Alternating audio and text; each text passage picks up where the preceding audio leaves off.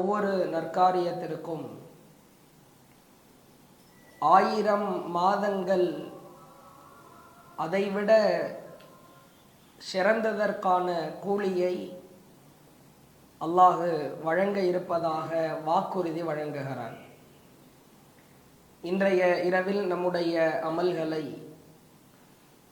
மேலதிகமாய் அதிகப்படுத்தி கொள்ள வேண்டும் என்கிற ஒரு அறிவுரையோடு மறுமையில் மனிதனின் நிலை என்ற தலைப்பின் கீழாக மறுமை நாள் நிகழப்போகிறது என்று அல்லாஹ் முடிவு செய்துவிட்டால் நாம் வாழ்ந்து கொண்டிருக்கிற பூமியின் நிலை எப்படி இருக்கும்? பூமி நிற்பதற்காக, அசையாமல் இருப்பதற்காக நட்டு வைக்கப்பட்டிருக்கிற பிரம்மாண்டமான மலைகள் எவ்வாறு இருக்கும்? பறந்து விரிந்திருக்கிற வானத்தின் நிலை எப்படி இருக்கும்? இன்னும் அல்லாஹுவால் மனிதர்களுக்கு பயன் பெறுகிற வகையில் இறைவன் படைத்திருக்கிற சூரியன், சந்திரன், கடல்கள், அல்லாஹுவால் உயிரினங்களாய் விலங்கினங்களாய் படைத்திருக்கிற அந்த வன விலங்குகள், உலகத்திலே வாழ்ந்து மரணித்து மண்ணறையிலே அடக்கம் செய்யப்பட்டவர்களின் நிலை எப்படி இருக்கும் என்பது குறித்து நேற்றைய தினம் விரிவாய் நாம் அறிந்து கொண்டோம். பிறகு அல்லாஹ் மறுமையை கொண்டு வரப்போகிறான். மறுமை நாள் நிகழப்போகிறது என்பதற்கான அடையாளங்களாக அல்லாஹ் இது போன்ற பிரம்மாண்டமான விசித்திரமான காரியங்களை நிகழ்த்துகிறான். அல்லாஹுவின் திருக்குரான் வசனம் நமக்கு தெளிவுபடுத்துகிறது. அல்லாஹ் பேசுகிறான், வஜாஅ ரப்புக வல் மலகு ஸஃபன் ஸஃபா. உமது இறைவனும் அணி அணியாய் வானவர்களும் வருகிற நாளை நீங்கள் காண்கிற பொழுது, இறைவன் வரப்போகிறான், அணி அணியாய் வானவர்கள் வரப்போகிறார்கள். அல்லாஹ் சொல்லிவிட்டு சொல்லுகிறான், இன்னஹும் யரவுனஹு பஈதா. அந்த நாளை நீங்கள் தூரமாக இருப்பதாய் காண்கிறீர்கள். வனராஹு கரீபா. நாமோ அந்த நாளை மிக அருகில் இருப்பதாய் பார்க்கிறோம். நேற்றே நாம் விளக்கினோம், மறுமை நாள் வருவதற்கு நாட்கள் இருக்கிறது, ஆண்டுகள் பல இருக்கிறது. நான் வாழ்ந்து கொண்டிருக்கிற காலகட்டத்தில் எல்லாம் மறுமை நிகழ்வதற்கு வாய்ப்பில்லை என்று யாரேனும் நினைத்தால் அவரை விட ஆகப்பெரிய முட்டாள் யாரும் இருக்க இயலாது. அல்லாஹ் அதைத்தான் விளக்குகிறான். நீ மறுமையை தூரமாய் இருப்பதாய் நினைக்கிறாய், நாம் அதை அருகில் இருப்பதாய் நினைக்கிறோம். அல்லாஹ் சொல்லிவிட்டு சொல்லுகிறான், வஜீஅ யௌமைதின் பிஜஹன்னம். அந்நாளில் நரகம் உங்கள் அருகிலே கொண்டு வரப்படும். யௌமைதின் பிஜஹன்னம். அந்த நரகத்தை நீங்கள் கண்களால் பார்க்கிற ஒரு சூழல் ஏற்படும். அப்பொழுது அந்த மனிதன் புலம்ப ஆரம்பிப்பான், யகூலு யா லைதனி கத்தம்து லி ஹயாதி.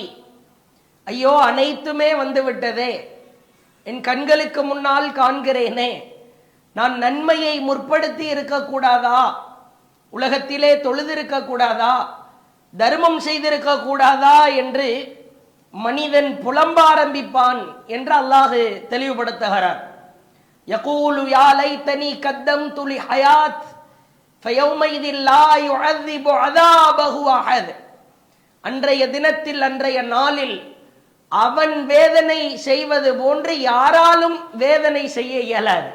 அல்லாஹ் சொல்லுகிறான், என் வேதனையை பார்ப்பாய், நான் கருணையாளன் என்பதை நீ பார்க்கிறாய், அன்பாளன் என்பதை பார்க்கிறாய்.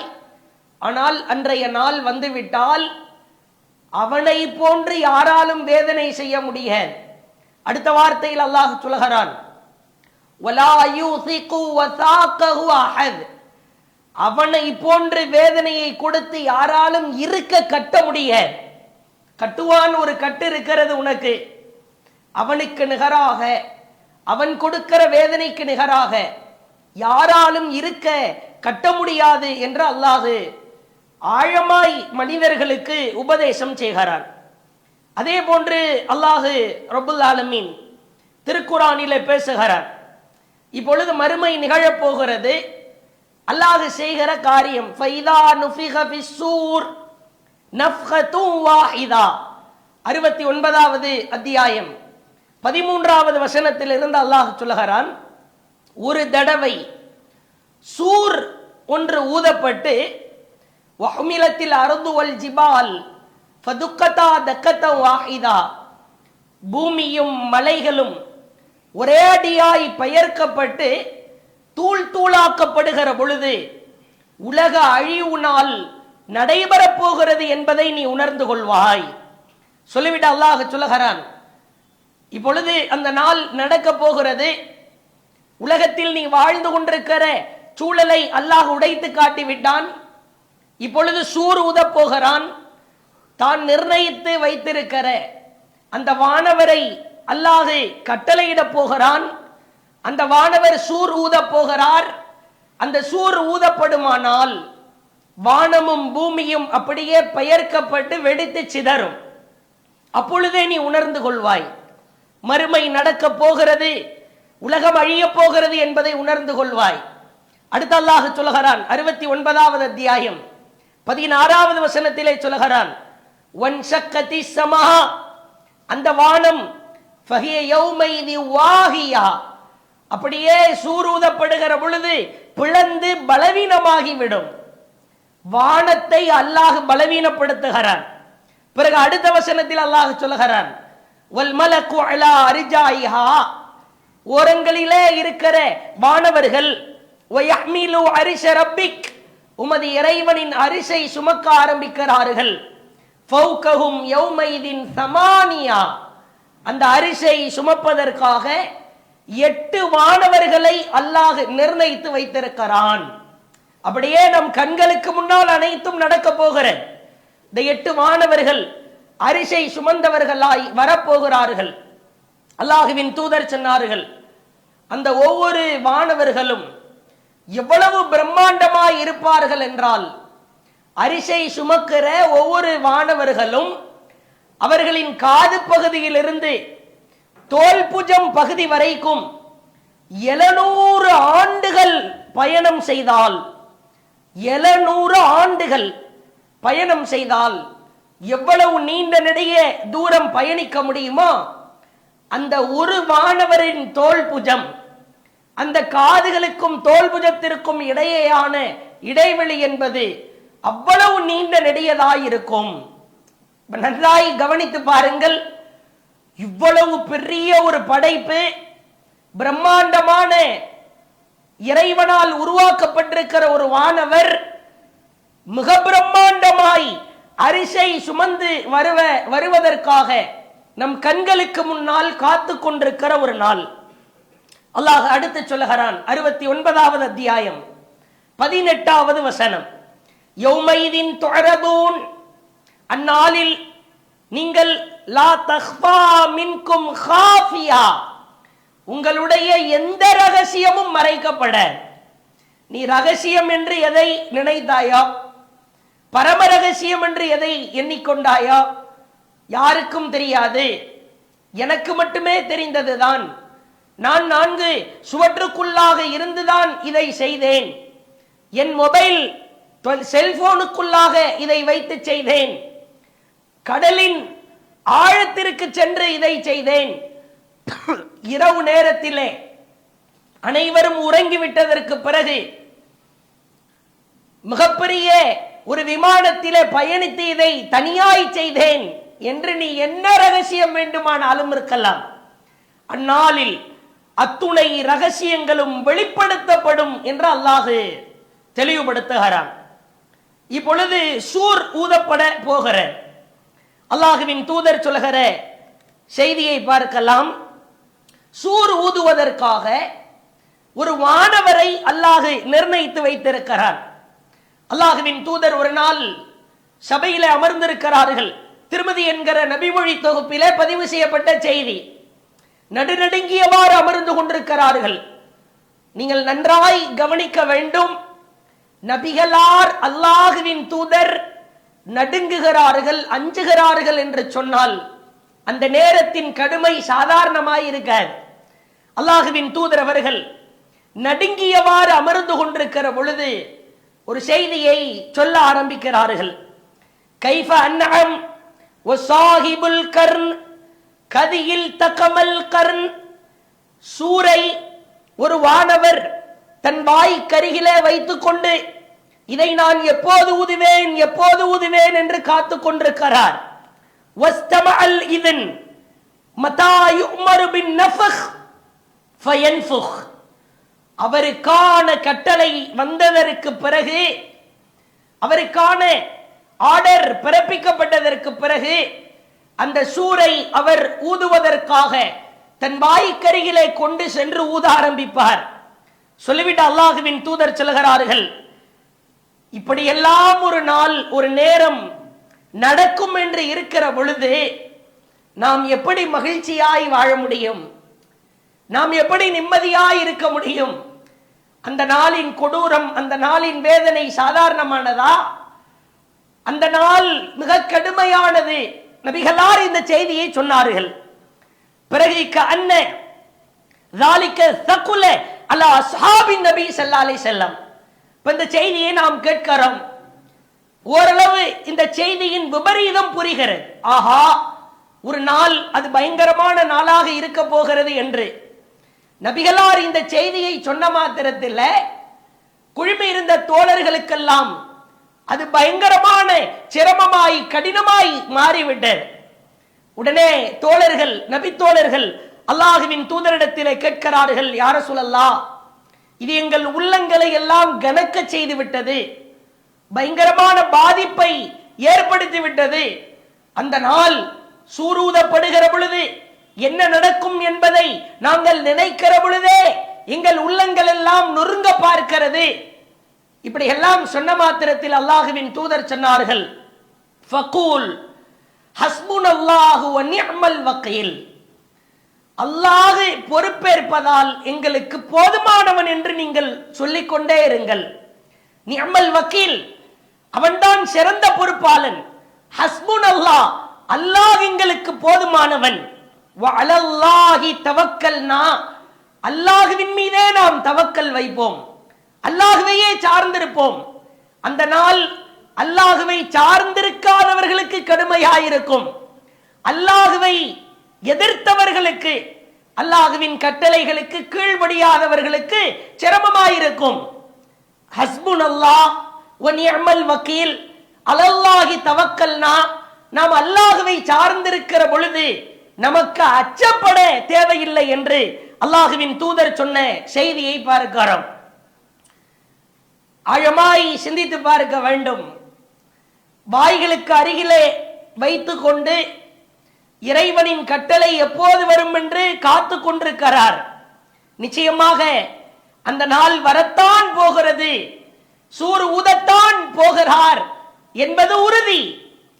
நம்முடைய நிலை, நாம் வாழ்ந்து கொண்டிருக்கிற காலகட்டத்தில் நாம் செய்கிற செயல்கள், நற்காரியங்கள், தீய காரியங்கள், இவைகளை எல்லாம் புரட்டி பார்ப்பதற்கு கடமைப்பட்டிருக்கிறோம். இப்பொழுது அல்லாஹுவின் திருக்குரான் வாசகம் விளக்குகிற 14வது அத்தியாயம் 48வது வசனம், யௌம துபத்தலுல் அர்து கைரல் அர்தி வஸ்ஸமாவாத்.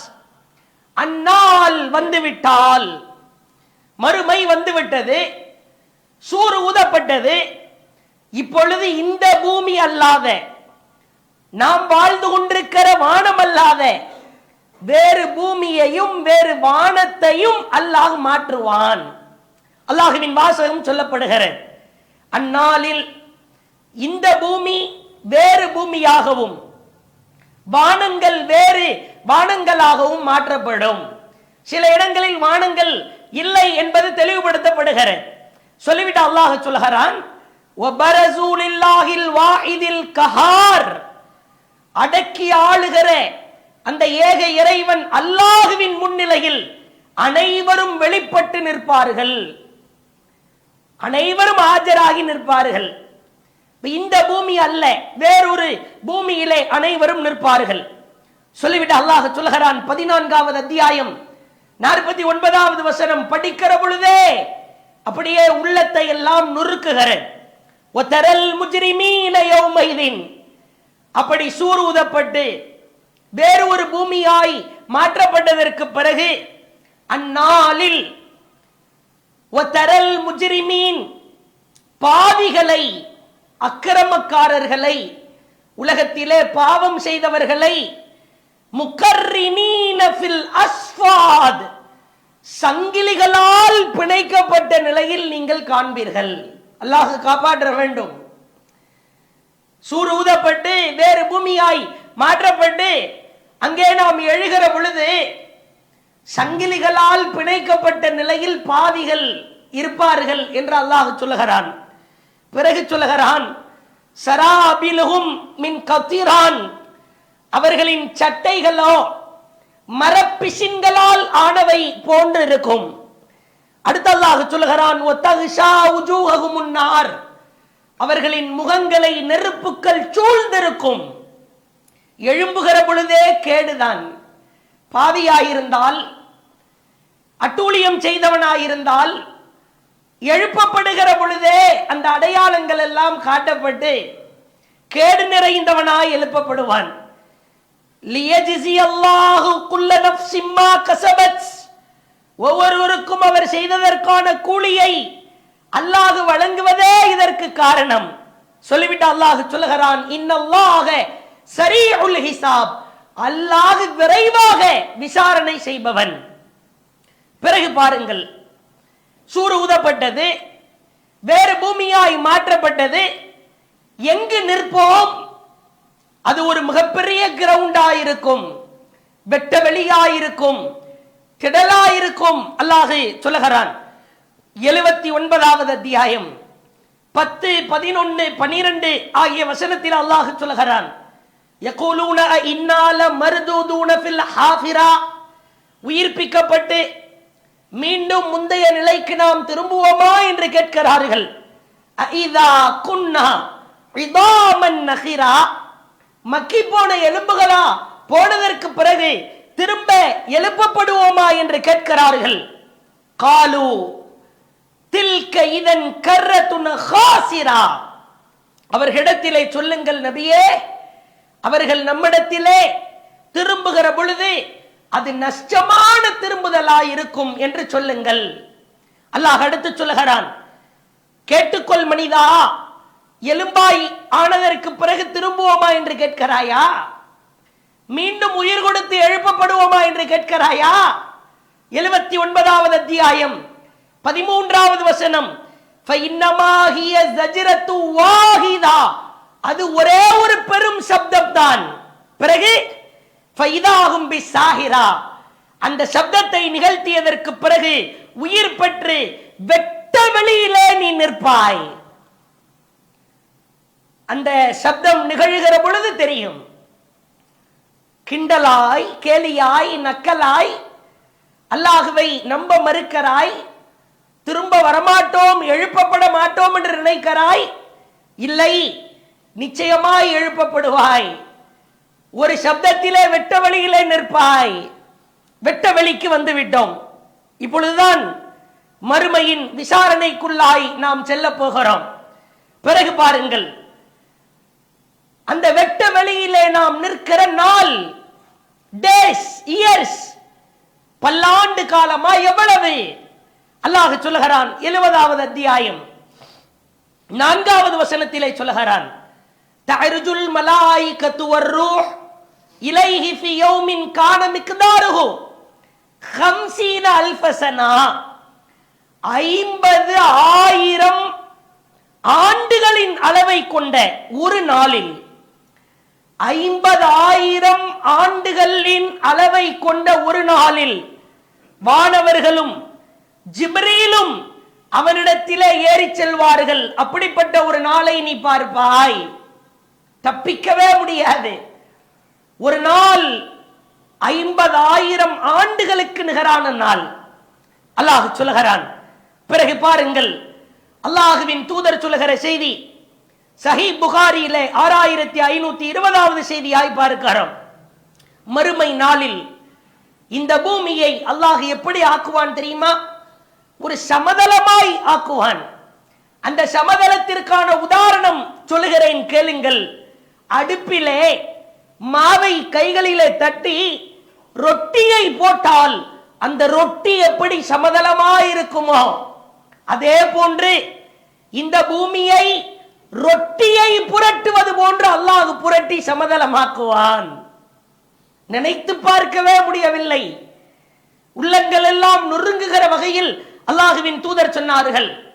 பிறகு சொல்லுகிறார்கள், எப்படி அல்லாஹ் ரொட்டியை திருப்பி போடுற மாதிரி பூமியை புரட்டுகிறானோ, அந்த ரொட்டியில் இருந்தே இறை நம்பிக்கையாளர்களுக்கு, நல்லவர்களுக்கு உணவு கொடுக்க அல்லாஹ் விரும்புவான்.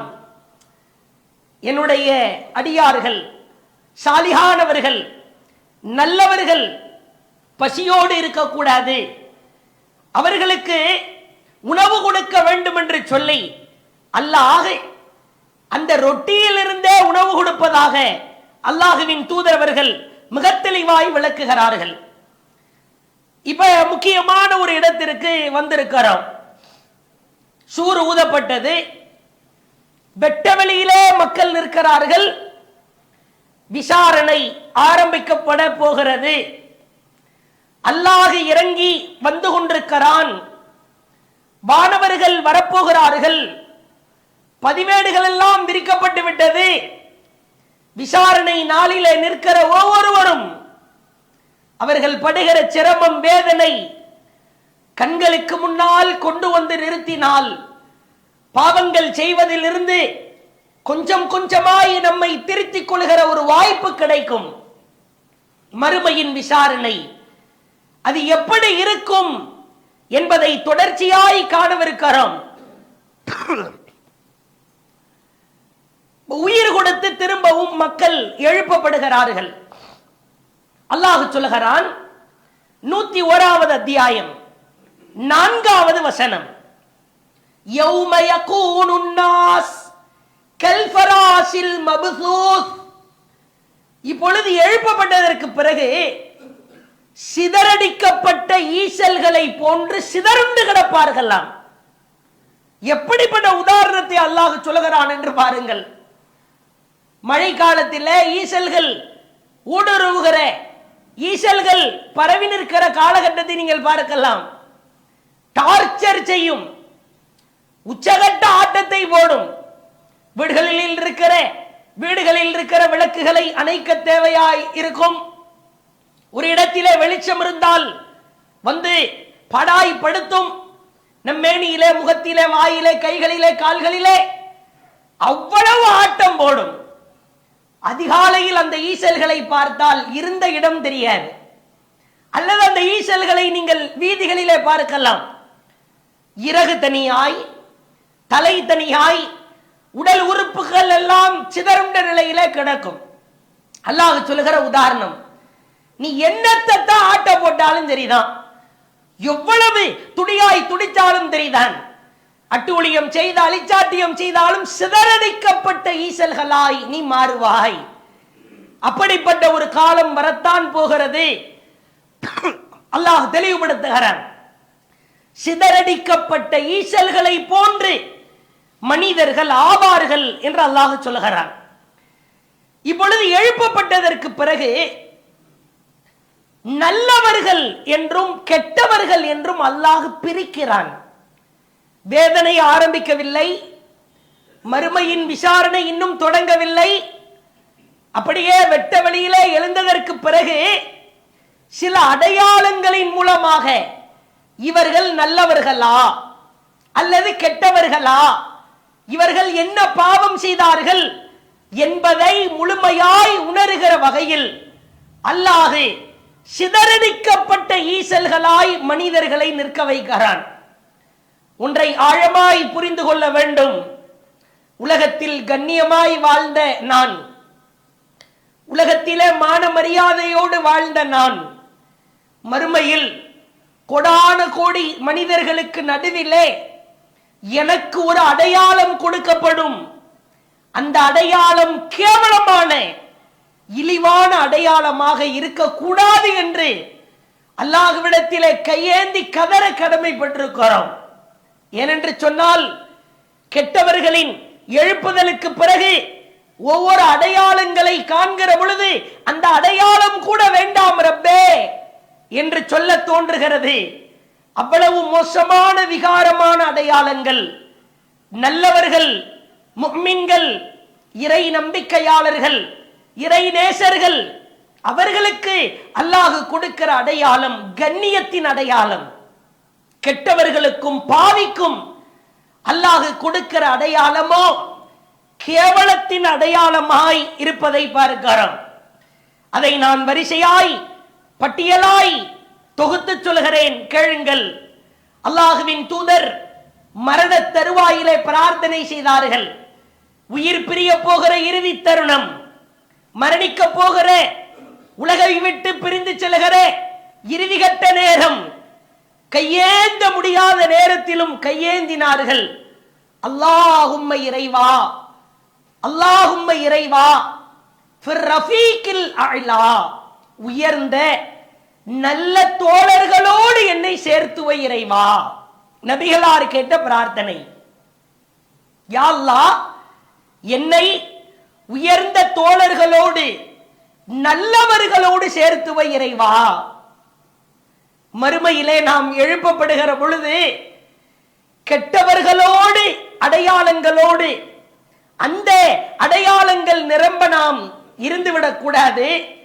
நல்லவர்கள், உயர்ந்தவர்கள், சாலிகானவர்கள், அவர்கள் எந்த அடையாளத்திலே அங்கம் வகிக்கிறார்களோ, எழுப்பப்படுகிறார்களோ, அத்தோடு நாம் சேர்ந்து தப்பித்துக் கொள்ள வேண்டும். அல்லாஹ் திருக்குரானிலே கேட்க சொல்கிறான், சூரா யூசுப், அன்த வலியி ஃபித் துன்யா வல் ஆகிரா, இறைவா, நீதான் இம்மையின் பொறுப்பாளர், நாளை மறுமையின் பொறுப்பாளனும் நீதான். இந்த உலகத்திலும் நீதான் பொறுப்பாளன், மறுமையிலும் நீதான் பொறுப்பாளன் சொல்லிவிட்டு அல்லாஹ் கேட்க சொல்லுகிறான், தவஃபனி முஸ்லிமா, இறைவா, என்னை முஸ்லிமாகவே நீ கைப்பற்று. நாம் வாழ்கிற காலகட்டத்தில் ஈமான்தாரியாக, முஸ்லிமாக, ஏகத்துவவாதியாக நான் வாழ்கிற நிலையிலேயே என்னை கைப்பற்றி விடு சொல்லிவிட்டு அல்லாஹ் கேட்க சொல்லுகிறான், வஅல்ஹிக்னி பிஸ்ஸாலிஹீன், ரப்பே, நல்லவர்களோடு என்னை சேர்த்து வை இறைவா. இப்படிப்பட்ட பிரார்த்தனைகள் எல்லாம் அல்லாஹ் உயிர் கொடுத்து எழுப்புகிற பொழுது நமக்கு கரம் கொடுக்கும், நம்மை தூக்கி நிறுத்தும். நிச்சயமாய் நல்லவர்களோடு சேர்ந்து எழும்புகிற ஒரு பாக்கியம் கிடைக்க வேண்டும். அல்லாஹ் காப்பாற்ற வேண்டும். எந்த ஒரு தருணத்திலும், எந்த ஒரு சூழலிலும் கெட்டவர்களோடு, கேடுகெட்டவர்களோடு, பாவிகளோடு நிற்கிற ஒரு சூழலை அல்லாஹ் மறுமையில் ஏற்படுத்தி என்னை கேவலப்படுத்தி விடக்கூடாது. இந்த விஷயத்திலே நாம் அல்லாஹ்விடத்தில் ஆழமாய் முறையிட வேண்டும். இப்பொழுது வரிசையாய் மறுமை விசாரணைக்கு முன்பு சிதறடிக்கப்பட்ட ஈசல்களாய் நிற்கிற மனிதர்களின் நிலையை பாருங்கள். 20வது அத்தியாயம் 102வது வசனம் அல்லாஹ் பேசுகிறான். யௌம யுன்ஃபகு ஃபிஸ்ஸூர், மறுமையிலே அந்த நாள் வருகிற பொழுது, யௌம யுன்ஃபகு ஃபிஸ்ஸூர், சூர் ஊதப்பட்ட அந்த நாளில், வநஹ்ஷுருல் முஜ்ரிமீன யௌமைதின் ஸுர்கா, அல்லாஹ் சொல்கிறான், குற்றவாளிகள் சிலரை, குற்றவாளிகள் பாவிகள் சிலரை நீல நிறம் பூத்த கண்களுடையவராய் நாம் ஒன்று திரட்டுவோம்.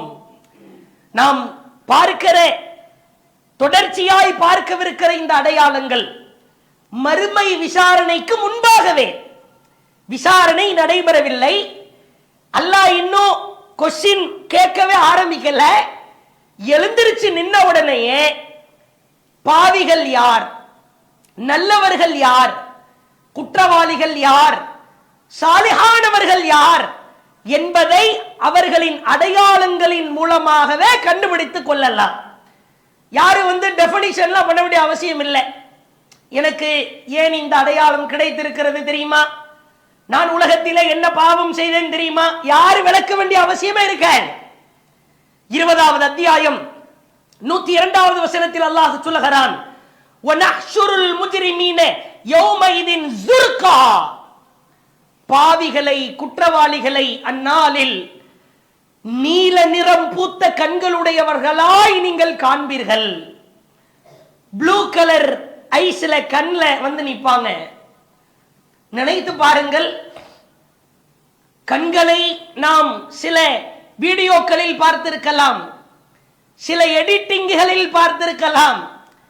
சில நபர்களின் கண்களை வேறு நிறமாய் மாற்றுவதை பார்த்தாலே உள்ளம் நடுங்கும். நீல நிற கண்கள் உடையவர்களாய் குற்றவாளிகள் மறுமையிலே நிற்பார்களாம்.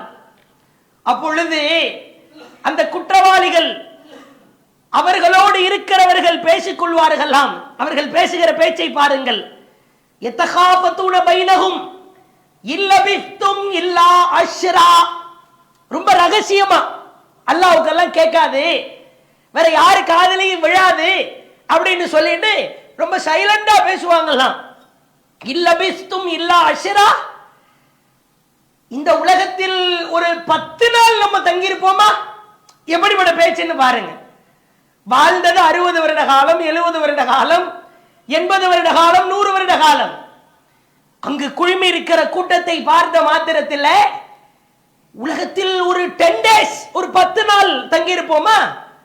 பிறகு அவர்களில் உச்சபட்ச அறிவாளிகள் சொல்லுவார்களாம், நஹ்னு அஅலமு பிமா யகூலூன் இது யகூல் அம்ஸலுஹும் தரீகத்தன் இல்லபிஸ்தும் இல்லா யௌமா. 10 நாளா? சான்ஸே இல்லையே, வாய்ப்பே இல்லையே, ஒரு நாள் தானே தங்கி இருப்போம். மறுமையிலே எழுப்பப்பட்டதற்கு பிறகு வாக்குவாதம் 10 வருஷமா, 50 வருஷமா, 100 வருஷமா, 5000 வருஷமான்னு அங்கே வாக்குவாதம் போகாது. 10 நாளா? என்னப்பா சொல்ற, 10 நாள் எப்படியப்பா? 10 நாள்னா எவ்வளவு பெரிய நாள் அது, ஒன்றே தானே. இதெல்லாம் அல்லாஹ் சொல்லிவிட்டு சொல்லுகிறான், அவர்கள் பேசிக் கொண்டிருப்பதை நாம் அறிவோம். தெரியுதா? வந்து விட்டாயா? என்னிடத்திலே நிற்பதற்காக நடுங்குகிறாயா? குற்றவாளிகள் நீல நிற கண்களாய் நிற்பதை நாம் காண்போம். ஒருவேளை நாம் மறுமையிலே நிற்கிற பொழுது பாவிகளின் பட்டியலில் கண்டிப்பாக வந்து விடக்கூடாது, முடிவு செய்து விடலாம். யாருடைய கண்கள் எல்லாம் நீல நிறத்திலே இருக்கிறதோ இவன் பாவி, இவன் கேடுகட்டவன். அதே போன்று பாருங்கள், அல்லாஹ் சொல்லுகிறான் 3வது அத்தியாயம் 106வது வசனம், எழுப்பப்பட்டதற்கு பிறகு சிதறடிக்கப்பட்ட மனிதர்கள், யௌம தபியது வுஜூஹ் வ தஸ்வது வுஜூஹ், அந்நாளில் சில முகங்களை கருத்த நிறமுடையவராக, கருமை கொண்டவர்களாய் நீங்கள் காண்பீர்கள். ஃபஅம்மல்லதீன ஸ்வத்தத் வுஜூஹுஹும், யாருடைய முகங்கள் கருப்பாய் இருக்கிறதோ, கருத்த நிறையில் இருக்கிறதோ, அகஃபர்தும் பஅத ஈமானிக்கும், ஈமான் கொண்டதற்கு பிறகு அல்லாஹ்வை மறுத்த பாவிகள். அல்லாஹ் இந்த உலகத்திலே இஸ்லாத்தை கொடுத்திருப்பான், ஈமான் என்கிற பேர் அற்புதத்தை கொடுத்திருப்பான், அதை நம்ப மறுத்த பாவியாய் நிற்பான். சொல்லிவிட்டு அல்லாஹ் சொல்லுகிறான், கருத்த நிறம் கொண்ட முகம் படைத்தவர்களுக்கு ஃபதூகுல் அதாப பிமா குன்தும் தக்ஃபுரூன், அல்லாஹ்வை மறுத்த காரணத்தினால் வேதனையை அனுபவி, வேதனையை சுவை என்று அவனுக்கு சொல்லப்பட்டு கொண்டே இருக்கும். மறுமையிலே எழுப்பப்பட்டதற்கு பிறகு அல்லாஹை நம்மை காப்பாற்ற வேண்டும். கருத்த நிறமுடையவர்களாய், கருப்பு கிருமிகளாய் நம்மை அல்லாஹ் மாற்றி அந்த பட்டியலிலே சேர்த்து விடக்கூடாது. வேறொரு வசனத்தில் அல்லாஹ் சொல்லுகிறான், 75வது அத்தியாயம் 24வது வசனம், உஜூஹு யௌமைதின் பாசிரா, அந்நாளிலே சில முகங்கள் அப்படியே பதைபதைத்த நிலையில், டென்ஷனா, பிரஷரா, வாடிய நிலையில் இருக்கும். ஏன் தெரியுமா? ததுன்னு ஐஃபஅல பிஹா ஃபாகிரா, தங்களுக்கு ஏற்பட போகிற பேராபத்து அது உறுதியாய் ஏற்பட போகிறது என்பதை அறிந்து கலக்கம் கொண்டிருப்பார்கள். விசாரணை ஆரம்பிப்பதற்கு முன்பே பதட்டமா இருக்கிற, டென்ஷனா இருக்கிற, பயங்கரமா கொதித்து கொண்டிருக்கிற நபர்களை பார்க்கிற பொழுது அல்லாஹ் காப்பாற்ற வேண்டும். இறைவா, என்னை பதைபதைத்த முகத்தோடு உள்ளத்தோடு எழுப்பி விடாதே, நான் மிக ரிலாக்ஸா, ரொம்ப எளிமையா, மிக மன அமைதியாய் நான் எழுப்பப்பட வேண்டும் என்று அல்லாஹ்விடத்திலே நாம் பிரார்த்தனை செய்ய வேண்டும். அதே மாதிரி பாருங்க, 17வது அத்தியாயம் 72வது வசனம்.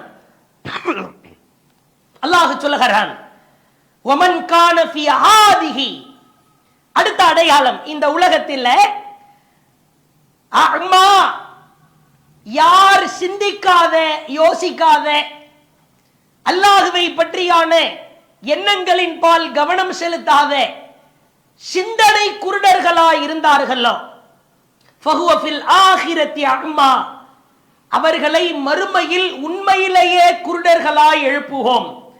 வஅதல்லு சபீலா, அவர்கள்தான் வழிகட்டவர்களின் முன்னணியில இருப்பார்கள். அல்லாஹ் சொல்லுகிற செய்தியை ஆழமாய் கவனிக்க வேண்டும். என்றா வியாபாரம் குறித்து சிந்தித்தாயா? கணக்கு வழக்கு குறித்து சிந்தித்தாயா? ஒரு நிறுவனத்தை 10 நிறுவனமாய், பிரான்ச்சுகளாய் பெருக்குவதற்கு சிந்தித்தாயா?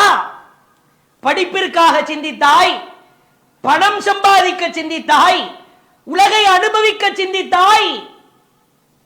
உனக்கு கொடுத்திருக்கிற அந்த சிந்தனை ஆற்றலை வைத்து அல்லாஹ்வை சிந்தித்தாயா?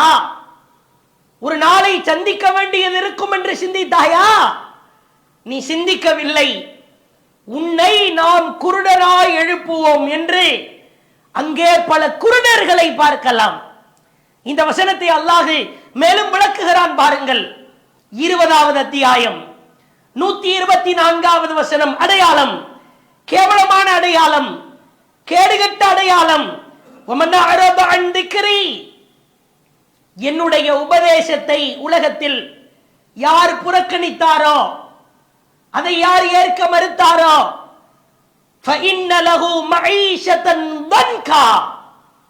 அவருக்கு நெருக்கடியான வாழ்வை நாம் ஏற்படுத்துவோம். சொல்லிவிட்டு அல்லாஹ் சொல்லுகிறான், என் உபதேசத்தை, என் அறிவுரையை, என் போதனையை, என் அட்வைஸை, நான் சொன்ன நல்லதை, நான் விலகி இருக்க வேண்டும் என்று சொன்ன கெட்டதை எவன் ஏற்க மறுத்தானோ, அவனை உயிர் கொடுத்து எழுப்புகிற அந்த நாளில் குருடர்களாய் எழுப்புவோம். எல்லாம் கண்ணு தெரியாத குருடர்களாய் ஒரு கூட்டம் அல்லோலப்பட்டு கிடக்கும். பிறகு அங்கு நடக்கிற சம்பவத்தை அல்லாஹ் விளக்குகிறான் பாருங்கள். இவர்கள் யார்? பிறவியிலேயே குருடர்களாய் இருந்தவர்களா? அல்லது உலகத்திலே வாழ்கிற பொழுது கண் தானம் செய்தவர்களா மரணிக்கிற நேரத்தில்? அப்படியும் இல்லை. இவர்கள் உலகத்தில் கண் பார்வை உடையவர்களாக இருந்தார்கள் என்பதை ஒப்புக்கொள்கிறார்கள். 20வது அத்தியாயம் 125வது வசனம். அல்லாஹ் நிற்பான், அல்லாஹ்வை பார்க்க முடியாது. ஆனால் சில நேரங்களில் பாவிகளிடத்தில் அல்லாஹ் மலக்குமார்களின் மூலமாய் பேசுவான். இந்த பாவிகள் ஓடோடி வருவார்கள். இந்த குருடர்கள் கூட்டம் அப்படியே அல்லாஹ்விடத்திலே ஓடோடி வந்து, கால ரப்பி, ரப்பே இறைவா, லிம ஹஷர்தனி அஅமா, எங்களை ஏன் இறைவா குருடர்களாய் எழுப்பினாய்? சொல்லிவிட்டு சொல்லுவார்கள், ஒகது குன்து பசீரா, உலகத்தில் நன்றாய் பார்த்தோமே, ரசித்தோமே, கண் பார்வையை கொடுத்திருந்தாய் இறைவா. தொலைக்காட்சி பெட்டியை பார்த்தேன், சினிமாவை பார்த்தேன், சீரியல் நாடகங்களை பார்த்தேன், ஒரு தொடர் விடாமல் அத்துணையும் ரசித்தேன். என்னவெல்லாம் என்னால் கண்டுகளிக்க முடியுமோ அவ்வளவு சுற்றுலாக்களுக்கு சென்றேன். ஆபாசத்தை பார்த்தேன், அசிங்கத்தை பார்த்தேன். உலகத்தில் என் பார்வை சூப்பரா இருந்தது தானே. இப்ப எதுக்கு இறைவா குருடனா எழுப்பியிருக்கிற? அல்லாஹ் சொல்லுவானாம், கோபக்கணைகள் கொந்தளிக்கிற வார்த்தை, உள்ளத்தை நொறுக்குகிற வார்த்தை. 20வது அத்தியாயம் 126வது வசனத்தில் அல்லாஹ் சொல்கிறான், கால கதாலிக், அப்படிதான்டா உன்னை அப்படிதான்டா எழுப்புவேன். அத்தத்க ஆயாத்துனா, என்னுடைய வசனங்கள் உன்னிடத்திலே வந்ததா, என் போதனைகள் உன்னிடத்தில் வந்ததா, ஃபனசீதஹா, அதை நீ மறந்து விட்டாய். சொல்லிவிட்டு அல்லாஹ் சொல்கிறான், நீ எப்படி என் போதனையை மறந்தாயோ, என் உபதேசத்தை மறந்தாயோ, எனக்கு கீழ்ப்படிவதிலிருந்து நீ உன்னை தடுத்துக் கொண்டாயோ, வகதாலிகல் யௌம துன்சா, இன்றைய தினம் நான் உன்னை மறந்து விட்டேன், போடா அயோக்கியனே. வந்து கேள்வி கேட்கிறாயா?